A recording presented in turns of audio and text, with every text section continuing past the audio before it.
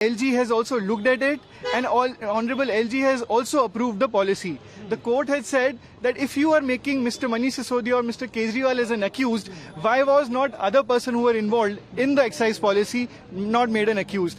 After that, the court had said that after seeing what has happened, how the policy was framed, it is actually seen that every institution, every stakeholder has been taken into confidence, and the file has gone to every stakeholder, and at no point of time there was any doubt which was framed at that contemporaneous point of time against the policy. South group का जो word है उसके ऊपर भी court ने objection किया है, discriminatory बताया है, क्या कहना है चाहिए? कोर्ट ने ये कहा है कि CBI ने अपनी चार्जशीट के अंदर स्पेसिफिकली जो अक्यूज पर्सन्स थे आंध्र प्रदेश से या हमारे दक्षिण पार्ट के जो क्षेत्र हैं उससे, उनको एक टैग दे दिया गया south group.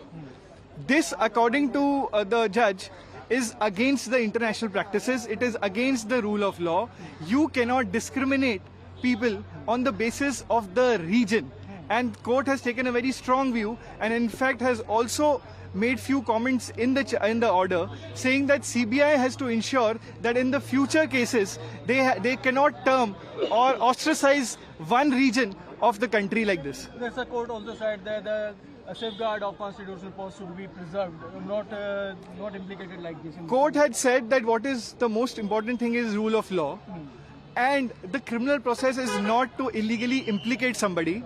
And once you do it, it is even more grave in the case of people who are occupying constitutional posts, because those people have reached constitutional posts after the public has chosen them.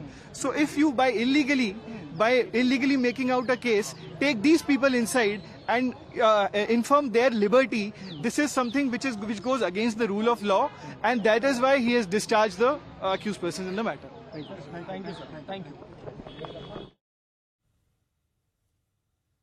यहाँ पर वकील जानकारी देते हुए कि आखिरकार court ने क्या कुछ कहा. उन्होंने CBI की इस पूरी कार्रवाई पर सवाल उठाते हुए कहा कि जो लोग संवैधानिक पद पर आसीन हैं उनके खिलाफ इस तरह की द्वेषपूर्ण कार्रवाई नहीं करनी चाहिए थी अगर पर्याप्त सबूत नहीं थे, क्योंकि गवाहों का जो बयान था वो काफी नहीं है.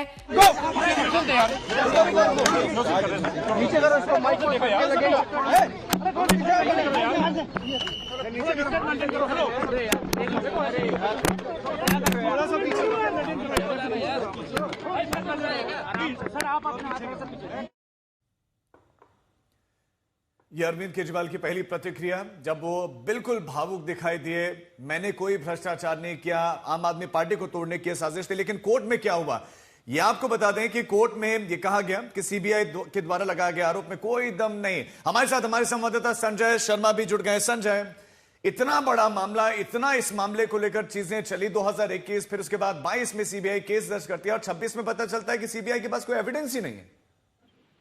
जी हाँ, बिल्कुल CBI के लिए बहुत बड़ा झटका है, क्योंकि कोर्ट ने साफ साफ कहा कि हमने इतनी खामी वाली चार्जशीट अब तक नहीं देखी है, और इतना लकूना कैसे है. मुझे 4 महीने ही हुए हैं इस मामले को देखते हुए, लेकिन जो फाइल हमने देखी है, जब आप फाइल देखते हो तो फाइल आपसे बात करती है. आपके अंदर सवाल होते हैं, फाइल उसका जवाब देती है, लेकिन हमें अपने सवालों के जवाब इन फाइल में नहीं मिले. हमने इतनी लापरवाही से तैयार की गई चार्जशीट नहीं देखी है. आपने गवाहों के बयान जो आपके दावों का विरोध कर रहे हैं, क्या आपने उसकी भी जांच की है? क्योंकि आप अपने ही दावों के संबंधित जो बयान मिले हैं उन्हीं को आपने जिक्र किया है और बाकी अन्य चीजों का जिक्र नहीं किया. तो इन तमाम पूरी चार्जशीट और पूरी प्रक्रिया पर सवाल उठाते हुए कोर्ट ने इन सभी आरोपियों को, यानी 23 आरोपी इस मामले में थे, 23 आरोपियों को बरी कर दिया, डिस्चार्ज कर दिया, यानी आरोप मुक्त. ठीक है, आपको रोकेंगे, मैं लौटूंगी आपके पास. बीच अरविंद केजरीवाल ने क्या कुछ कहा बरी होने के बाद, सुनिए. पिछले कुछ सालों से भारतीय जनता पार्टी जिस तरह से शराब घोटाला कर रही थी और हमारे ऊपर आरोप लगा रही थी, आज कोर्ट ने सारे आरोप खारिज कर दिए और जितने भी एक्यूज्ड थे सबको डिस्चार्ज कर दिया. हम हमेशा कहते थे सत्य की जीत होती है, हमें भारतीय न्याय प्रणाली पे भरोसा है. मैं जज साहब का बहुत बहुत शुक्रिया अदा करता हूं जिन्होंने हमारे साथ न्याय किया. सत्य की जीत हुई। मैं हमेशा कहता था कि भगवान हमारे साथ है। मोदी जी ने और अमित शाह जी ने मिल के आजाद भारत का सबसे बड़ा राजनीतिक षड्यंत्र रचा। आम आदमी पार्टी को खत्म करने के लिए आम आदमी पार्टी के सबसे बड़े 5 नेताओं को जेल में डाल दिया गया। यहाँ तक कि सिटिंग चीफ मिनिस्टर, जो आज तक भारत के इतिहास में कभी नहीं हुआ, सिटिंग चीफ मिनिस्टर को उसके घर से घसीटकर जेल में डाला गया और 6 महीने तक जेल में रखा गया। हमारे उप मुख्यमंत्री मनीष सिसोदिया जी, उनको लगभग 2 साल तक जेल में रखा गया। पूरा का पूरा फर्जी केस था। हमारे ऊपर कीचड़ फेंका गया। 24 घंटे टीवी चैनलों के ऊपर डिबेट चलते थे, खबरें दिखाई जाती थी केजरीवाल भ्रष्ट है, केजरीवाल भ्रष्ट है। मैं प्रधानमंत्री जी से कहना चाहता हूं, सत्ता के लिए इस तरह से खिलवाड़ मत कीजिए देश के साथ। इस तरह से संविधान के साथ खिलवाड़ मत कीजिए। आपको सत्ता चाहिए, अच्छे काम कीजिए।